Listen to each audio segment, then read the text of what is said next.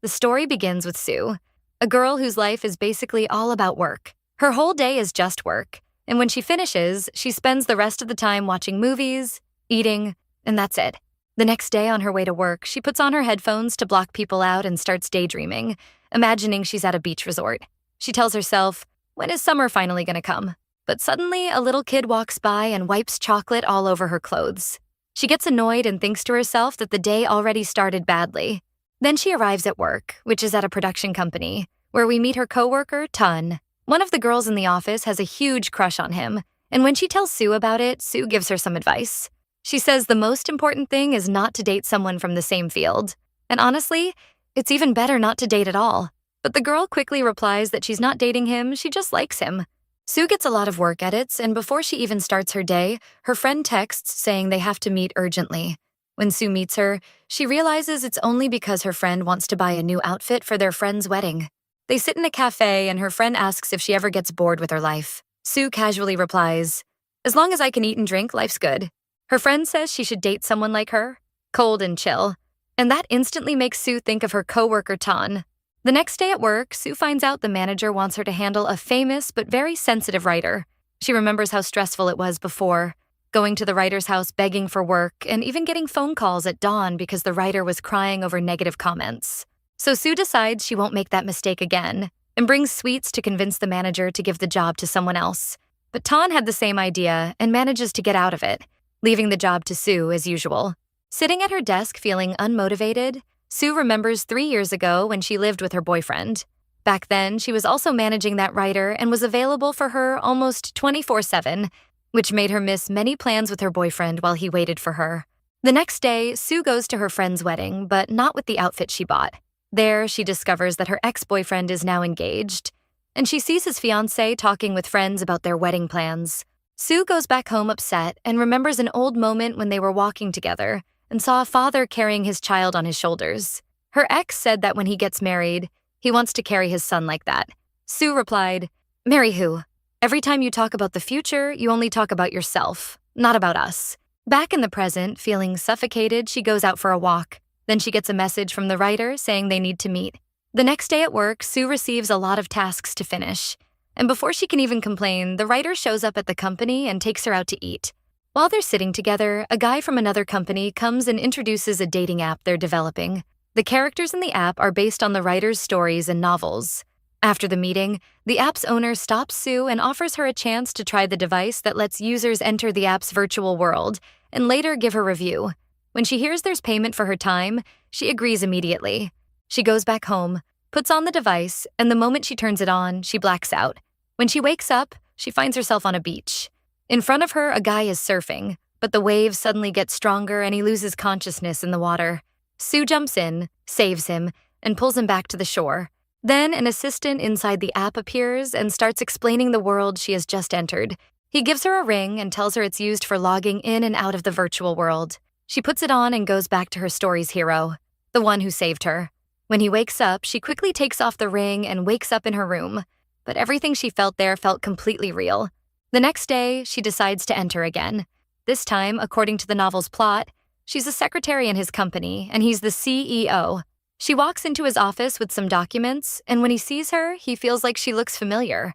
They start having the same conversation as in the story. He tells her she's the one who saved him, and he's been searching for her and can't stop thinking about her.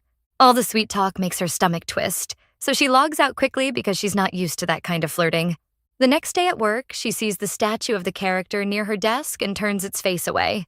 She then gets into a small argument with the manager because he decided to release the story as weekly episodes, even though the writer herself can't even continue writing it.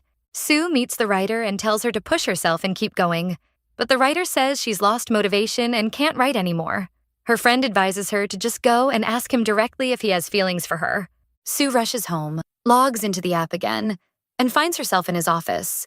He tells her that since they're connected in the story, he has to leave the company. But she challenges him and says, "Don't you think you should at least make me like you first? Do you think I'm like the girls you dated before?" She tries to make the conversation feel more natural and less like a cliché romance. He admits her words are good, then calls his assistant. The assistant comes and interviews her, taking her information, from her favorite food all the way to her shoe size, to gather everything about her. The driver takes them to his office, which is completely filled with red roses. Then he takes her to a restaurant with way too much food, a mall where she buys all the dresses and accessories she wants, and later they attend a party together. After all that, Sue quickly logs out. She goes to the writer, tells her she figured out the problem, and they edit the heroine's lines because they were too cliché. Sue keeps applying the edits at work, and the novel eventually reaches first place in search rankings. The next day, Sue holds her head high as coworkers cheer her on. She gives the statue another chance but turns its face away. At the end of the day, she reads the comments on the novel, feeling very proud. Missing the app experience, she logs in again and finds him waiting in his private plane to take her on a dinner cruise. On the boat, he says they won't get married. Just stay in my heart, and shows her a ring. She gives him her hand, but suddenly everything freezes, and the app guide explains she can link to a character for 50 hours. Sue stays affected all day at work, recalling the moments with the hero, and wants to log in again. The next day, the app's owner thanks her for her review, and when he asks why she returned the device, she replies, "I used it.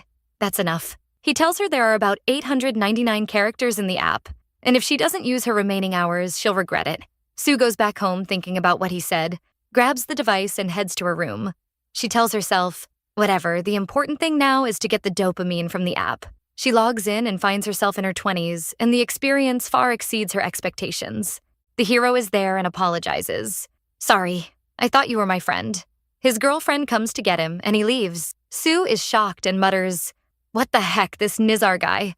I'm gonna be mad." Later, her coworker comes to take her so they can book tickets to watch a game, but Sue finds the tickets already in her pocket. At the club, they see the player everyone came to cheer for. It's Park, the same guy she liked at the beginning. The app tells her, "He's your second boyfriend." Sue says, "Yeah, I knew it." They register at the club to train, and Sue finds herself inside the hall. She sees Bar, and his eyes light up. The club head introduces herself and asks the new trainees who wants to start. Sue hesitates but raises her hand, and the head picks her. The player in front of her asks if it's her first time, and she says, "Yeah, first time ever." But when she plays with him, he realizes her skills are better than his. She can't believe it. And after training, the app shows her moves clearly. She smiles and says to him, "Let's go eat together." He says, "It's just you and me now." She replies, "What? Are we starting a company?" He tells her to wait until they know each other better.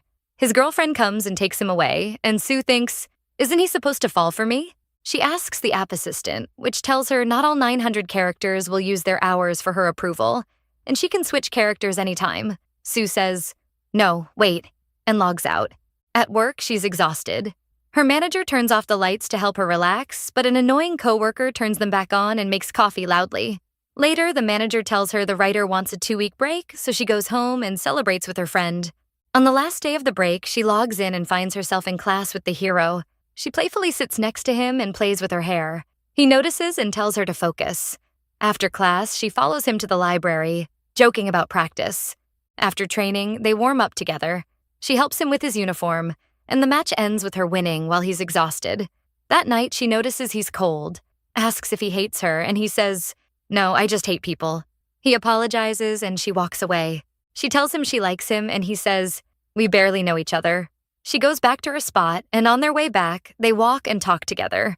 She asks if he likes the girl who was with him. Suddenly it rains, and they run through it laughing. Her wet clothes make him go dry them at the laundry room, but she refuses to leave and stays with him. He calls her bold, reminding her of her ex who said the same thing. Park gets close, holds her hair, warns about the cold, and then says he's not interested before leaving. She logs out and goes to work. On the way home, she sees her ex post a wedding photo with his fiancée on Instagram. She remembers how he once posted their picture without asking her, gets angry, and blocks him. That night, she can't sleep, logs into the app, and finds Park in the library. He invites her to eat. They grow closer, and he starts liking her. Meanwhile, she notices her ex's fiancé posting in the university group. She sees their wedding invite in the group and reads the comments, feeling annoyed. He calls to apologize, but she replies coldly, "Apologize for what? It's just another invite to me." Her device notifies her she has only 4 hours left on her subscription, so she logs in and finds herself on a bus heading to a camp. She sits alone, looking out the window, remembering the day she broke up with her ex and how coldly he left, blaming it on her being late. Park sits next to her, letting her rest on his shoulder, but she still thinks of her ex and their memories. She cries but tells herself she'll finally move on and wish him happiness. When they arrive, Park takes her up a mountain under a sky full of shooting stars. He admits he likes her and moves closer, but suddenly she notices her free trial ended and wakes up. The app asks her to give a rating. A month passes and she continues her normal life at work, deciding to focus on herself and stay away from love. Her manager assigns her romantic stories and involves her in more projects. At the end of the day, her friend reminds her they're visiting a newlywed friend tomorrow, so she goes the next day to get her a gift. Sue sees some ads on her device in the Stomach app, and the app owner reminds her of the opportunity she has. She hasn't used it yet because the device is new and the app hasn't even hit the market. Her friend calls and says, "Look, we set up a date for you with a guy. We couldn't tell you earlier, or you might have shown up by accident and embarrassed yourself. Wear something nice." Sue goes, wearing the outfit she bought with her friend, and her friend can't believe who's standing in front of her. They spend the night getting to know each other and playing around, and he clearly shows a lot of interest in her. At the end of the day, he drops her home and asks, "So, what's your answer?" She replies, "Okay, don't be so clingy." She gets a little annoyed, goes inside, and tells herself, "I don't know why I said yes. I'm not ready yet." On the way home, she imagines Park around her. She checks the subscription packages and sees the prices, laughs at herself, and convinces herself it's all for her happiness. She subscribes to the plan and logs in. Suddenly, she finds herself in a huge, dreamy house, and the assistant says, "From today, this is your home." The app shows her the new outing schedule. Sue says she wants Park, but the assistant tells her that's not allowed. To do that, she'd need the premium package, which costs $1,000,001. She decides to keep it to herself, and the assistant reassures her that in this world, she can date up to 10 guys freely. No one will judge her. And even if she gets rejected 50 times, no one will tease her. Sue got convinced and jumped into the next relationship. She was a flight attendant and met a foreign guy on the plane, saying, "Wow, nice change." But suddenly, a hijacking happened, and her boyfriend was in national intelligence. She had some superpowers and a sad backstory, so yeah, he wasn't really a passenger. Then she moved on to the next relationship, this time with a doctor. She bounced between guys like a flower, enjoying their sweet moments, even dating celebrities inside the app. Back to her real life, work was super stressful. She even made spelling mistakes. Everyone at work was watching her, and her mood wasn't great. She called her friends, saw them out with their partners, felt lonely, and went home to log into the app for fun, wearing dresses. She got a notification to enter the next relationship, but she wasn't in the mood to meet anyone. The app kept tempting her until she finally entered. And surprise, she met Park, who knew her even after 10 years. He wasn't a college student anymore. She thought, "I know they're just dragging me to extend the subscription, but whatever. I'm happy to see Park." They sat together and he asked, "Where did you disappear all these years?" She said, "Personal reasons." When he asked what she did for work, she said, "I'm a producer at Betten." She found her business card with the company name, gave it to him, and they walked to her workplace. He said, "We should meet more often." She logged out of the app, then suddenly got a call and was shocked to see Park, so she ran to the app guide. Sue reads on the app that even after logging out, characters can keep in touch. She and Park continue their day chatting on the phone. He asks, "Want to watch a movie?" She's still shocked by how real it all feels. Next day at work, he criticizes her work as usual, but invites her to eat with him. Suddenly he asks, "Are you into romance?" She says no. He laughs, "I'm just asking for the story we're working on together." When he asks her favorite genre, she says horror. Inside, she's thinking, "I didn't ask you, cutie." She finishes quickly, texts Park, and logs into the app to meet him. They go to the cinema together. In real life, she's sending butterflies in chat and continuing virtual outings with him. At work, she goes on a team business trip with the manager. She tries to dodge him but can't. During the trip, they do activities, including a quiz contest where Sue and Lee compete to answer first. Her crush records videos. Suddenly, her phone falls into icy water. The snow and freezing conditions make everyone panic. Park shines like a hero, steps into the icy water, and retrieves her phone. That night, Park sits outside and her crush rests her head on his shoulder. Next day, Sue sees them leaving in his car. And her coworker and Sue were supposed to ride with him. Sue tried to stop her coworker so she could have the moment to herself, since she actually liked him. But he was kind of clueless and just got in the car normally, so Sue ended up sitting in the front. After a while, the girl started feeling sick from the road, so she and the other coworker got out, and Sue continued the ride with him alone. They talked about work until they reached the place where she had to get off. She asked him, "Do you want to say something before I leave?" He said, "Yeah." Honestly, I like you. She thought she must have heard him wrong, so she asked again. He replied, just like you heard the first time, I like you. Because there were many cars behind them, she had to get out quickly. As he drove away, he said, see you tomorrow. When she got home, she kept thinking about what he said and about what she saw the night before when her coworker rested her head on his shoulder. She wondered, is he a pervert or something? When she asked her coworker, the girl said that she was the one who liked him, but he clearly rejected her. She admitted she was the one who pretended to feel dizzy and leaned on his shoulder. So Sue started wondering if he might actually have feelings for her. At work the next day, she tried to avoid him, but he came up to her and said clearly, I'm waiting for your answer. At that moment, she received a message from Park.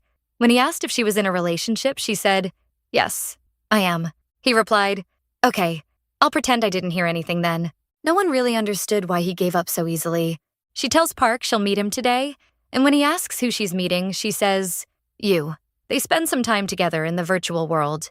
Later, she looks at herself in the mirror proudly, thinking she still has her youth and beauty since someone asked to date her. At work, she hears the girls talking about the app, especially Park's character. When she reads about him, she finds out he has the highest ratings, and most comments talk about the special moments they had with him. This makes her jealous, and she starts feeling that nothing between her and Park is actually special.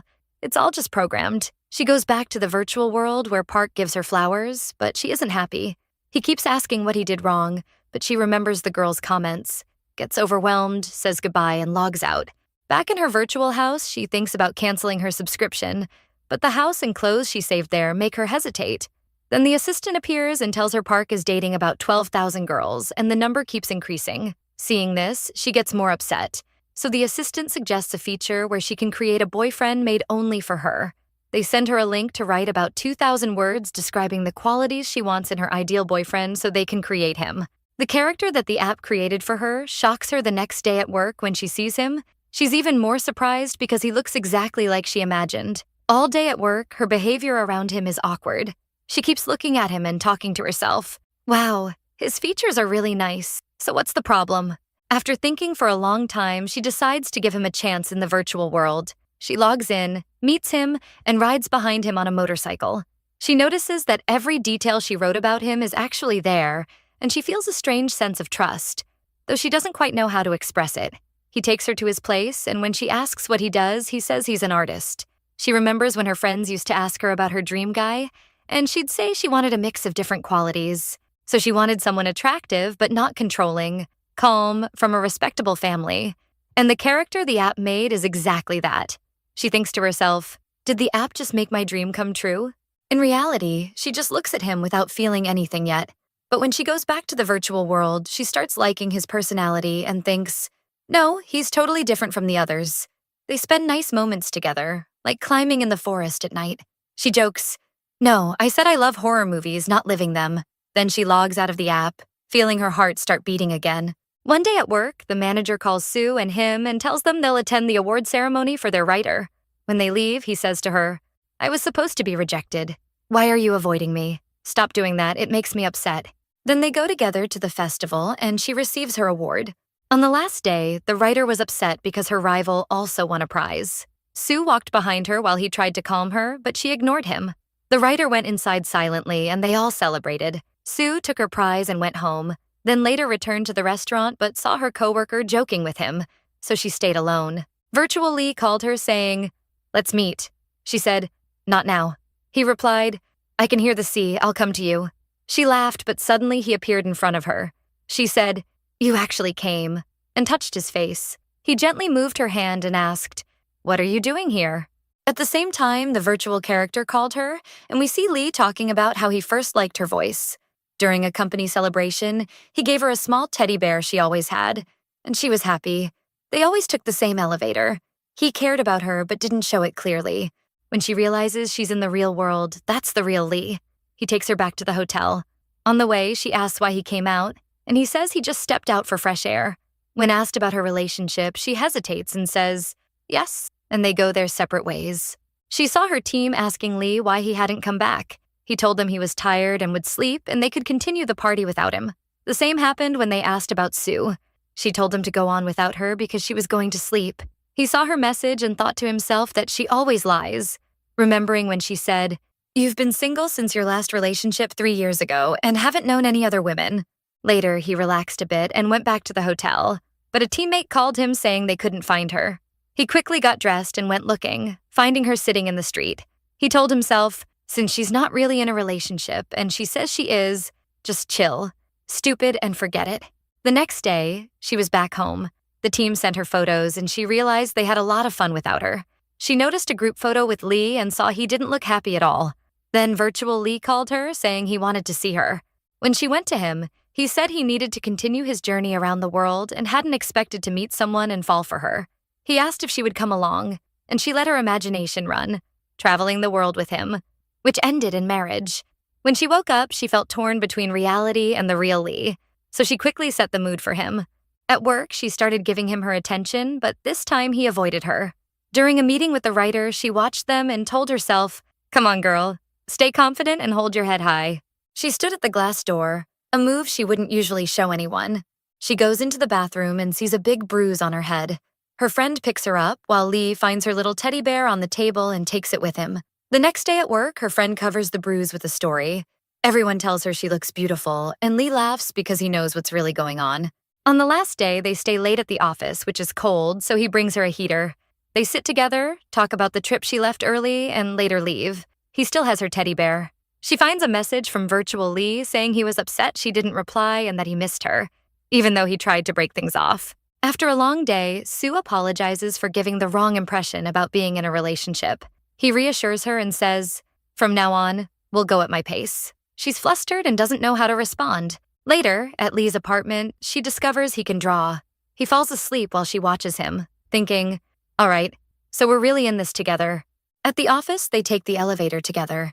He follows her out and says, "Want me to ride with you?" Later, he goes to the archive and brings her a coffee, saying, "By the way, your story was really good." She spends the whole shift nervous, shy, and unable to stop thinking about him. At the end of the shift, he stops her and gives her a small teddy bear, telling her he was the one who put it in the gift box and that she was lucky to get it. He asks, "So, thinking about going back to the story or not?" When she gets home, she finds a private message from him, gets startled, and keeps thinking about him all night. The next morning, she gets ready for work, tired, putting on and wiping off makeup, washing the story, and doing baby lists, but messes it up in the end. That day, they keep working. It's obvious she hasn't slept, while Lee has a meeting with a company wanting to sign him. She watches him, impressed by his skill and success. At the end of the day, as they leave, he says, "I'm taking the train. Come with me." She's super nervous and tricks herself, saying, "I'll take the bus," and jumps on without knowing where he's headed. He's going on a fast route. On New Year's Eve, they have a free day at work. They bring in a tree and she teases, "How sad. A tree left like this with no decorations or lights." Then she tells them she won't go out with them because of work. By the end of the day, she and Lee stay in the office together. She asked him why he was still sitting after finishing work. He said casually, "It's fine. I just want to stay a bit." She went back to finish her work. An hour later, she got up to leave and didn't see him. The office lights were off, but one light was glowing outside. She went to check and found the Christmas tree decorated, and Lee came up behind her in his Christmas outfit. He had heard her earlier complaint about the empty tree. They walked together, and he asked if she'd take the bus today. She joked, "No, I'm done with that." They went to eat together, and he asked if she wanted to come with him to a favorite artist's exhibition. He told her to think about it and respond later, giving her a message to read at home. "Let's try going out together. Just the two of us." Then she got a message from virtual Lee saying, "Am I going to wait long or what?" She felt confused.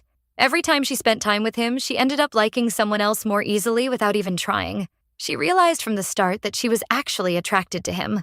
Lee told her that love doesn't mean you change even if the other person does. She remembered her ex, who left her, saying he couldn't handle her change. When she asked Lee why he was so sure he wouldn't change with her, he said, "It's fine. That's just my nature." She thought to herself, "No, it's not his nature. I chose this for him and shaped his personality." He added that if his feelings for her ever changed, the thought is left unfinished. You won't get hurt, and that's exactly her trauma. He holds her hand and says, "As for me, my feelings for you will never change. Stay here. It's better in real life." Every time Lee comes near, she avoids him and won't even look him in the eye, until he stops her and says, "Are you sick or what? You look it." She replies, "No, I was just thinking about your question when you asked if I can deal with you at my own pace." He answers, "No, I hope you keep your limits." Then he lets her go, and she keeps ignoring him, covering his face in her thoughts. She remembers when he was in the virtual world and told her, "This story is written to end, and it'll end with you alone," which is exactly what she hates. She also remembers breaking up with her ex and the dark days she went through, telling herself she did the right thing. The next day, the boss gathers them at the restaurant and says he's traveling to the US for a few weeks and invites them along. After they finish, her colleague calls her while she's at a taxi, and she sees Lee sitting there. She gets in because the weather is bad, and her colleague gets out first. When she goes to step out, he offers her his umbrella, but she refuses. "It's fine. I'm at my place. It's not worth it." He follows her down and says, "Not even that degree. I don't want it from you anyway." He asks, "Have you ever asked to be with me before?" She breaks down crying and says, "You don't think about my feelings. If this relationship is going to end anyway, why start? You're going to change." He starts crying too and says, "Since the day I started liking you, I've been changing every day. And I didn't tell you why, because your change has to be the hardest." She finds him crying too, so she puts her hand on his face and then they leave together. Before she goes out, he gives her tickets to the exhibition and says, "I'll be waiting for you." Next day, he goes to the exhibition and waits a long time, but she doesn't show up. When he goes outside, he finds her standing there, apologizing for being late and saying she came to see him. Then they go to the cinema together to watch a horror movie. He's obviously scared too. After that, they eat and take pictures together. This is the first time he really starts liking her outside of work. They officially start dating, and a bit of late teenage flirt energy begins. During their shift, he sends her a message on the work computer to plan dinner. Later, they're working together, and he's drawing on his tablet, telling her, "I want to draw you." She remembers Virtual Lee saying the exact same thing in their last virtual meeting. Then they gather with their team, and an app announcement pops up saying it's now a real competitor to their company. Lee says, "Can anyone actually use an app like this?" She gets embarrassed. After it ends, a colleague invites him to go with them, but he says he's meeting his friend Hamada. Later, he sees a post that Hamada went home, so he ends up walking with them like a dog and leaving her behind. But he can't really stand being apart from her. He goes to her office and she tries to clean up the situation before her colleague notices. They go into the company kitchen and her colleague says she's leaving. After she finishes her work, she goes back to him and he drives her home. They spend the night talking until they fall asleep, completely in love like little lovebirds. She even falls asleep wondering how everything feels so perfect. The next day, he comes to her house and cooks for her. She tries it once, but probably won't want it again. Meanwhile, her friend teases her. In the virtual world, all the characters have fallen for her so much that even the app founder heard about it. In just 2 days, she's connected with 220 guys. At work, Sue's team sees a scandal. One of the writer's characters matches a profile in the dating app. Criticism and insults start flying at the writer, accusing her of being fake and empty. Sue tries calling her, but gets no answer, so she heads to the studio. She can't find her at the studio, so she waits for her to return. Lee calls to check on her, and she asks him to send her something from her laptop, because she's afraid to leave the studio in case the writer shows up. She goes to her room and sees that the app is really on the writer's device, so she grabs the laptop and rushes home before Lee notices. The writer had left the drawer open to grab the flash drive and didn't realize she was taking the laptop. She also continues her work without interruption. She's anxious because she can't wait for the elevator, so she takes the stairs and finds him calmly cooking, reassuring her because he thinks she's scared over something the writer did. She just says, "I'm scared, that's it," without giving him any more details. Later, her real fear comes out. They're asleep, but he wakes in the middle of the night, notices her photo on the marble, and sees a love confession with a barcode. Scanning it, he finds a video from her virtual character, leaving him confused. Sofa dreams, torn between reality and the virtual world, stunned by the mix of her real life with Lee and the virtual motorcycle and location. Lee comes back from outside with breakfast, acting cold, and they eat together. Yesterday, he had logged into the app with Sue's account and met virtual Lee, only seeing Sue's normal photo. That night, a subscription alert appears to continue the virtual relationship, and he finally understands everything. She gets a message from virtual Lee asking why she left so fast. She explains everything was a coincidence and the character that looked like him was confusing. He tells her he needs time to sort his feelings before talking. She quickly renews the subscription, logs in, and meets the virtual character, who says, "Nothing. He saw me like a ghost and freaked out." Then she gets a call from work. The writer found out her contract might be canceled, causing chaos, and she rushes to the office. When the writer saw Sue, she got mad and grabbed her statue, saying, You guys are a company. I don't want to work with you. During the scuffle, the statue broke and Sue got hurt. Lee saw her but didn't know what to do. She went to the company kitchen, put a bandage on her wound, and he came over to help and check if she was okay. When their coworkers came in, she put her hand on his face like she always does, remembering the first time she did it in the street and said, "You actually came." Then the writer called. So Sue went back to her office and sent him a message, but he didn't reply all night. She sent another asking, "Are you busy?" At that moment, he was with the writer, saw the messages, but didn't respond. Sue remembered what Virtual Lee told her. "If that guy bothers you, come to me, but it's not your problem." The next day, they met at the company. Inside, she was annoyed by his cold attitude, and he said, "What's wrong? You don't want to look me in the eye?" They felt like the situation would stress them if they left it unresolved. She went home and decided to ask her friend, Virtual Lee, for advice. He told her to scare him a bit to see his real feelings. The following day at the company, she came in wearing the piece on the rope and faced all her coworkers flirting with confidence. Lee starts noticing her a lot, and they get lost in each other's presence. She goes back to the virtual world, and he tells her to act with her mind and leave her heart aside. Next day, she plays coy at the office, teasing a colleague over a bug, and Lee finally notices her. Later, the app founders explain how users create characters exactly as they want. The writer asks Lee what he'd do if his girlfriend made a character like him. He says he'd be happy because he'd be in her heart. He rushes to find Sue at a cafe, and the next day they're in the storage room during company preparations. A colleague accidentally opens the door, she slips, flowers fall on her, and they rush her to the hospital. She's shocked, but now the whole company knows they're together. The guy ends up with a broken arm and the girl goes back home. She logs in one last time to say goodbye to Virtual Lee. He says, "You know you could come back alone." And she replies, "That's human nature. I'll take the risk." Later, the app sends her a notification in case she wants to break up, and she chooses to do so. In the end, her relationship with the real Lee is 100% solid, and she feels this time everything will go right. The story ends.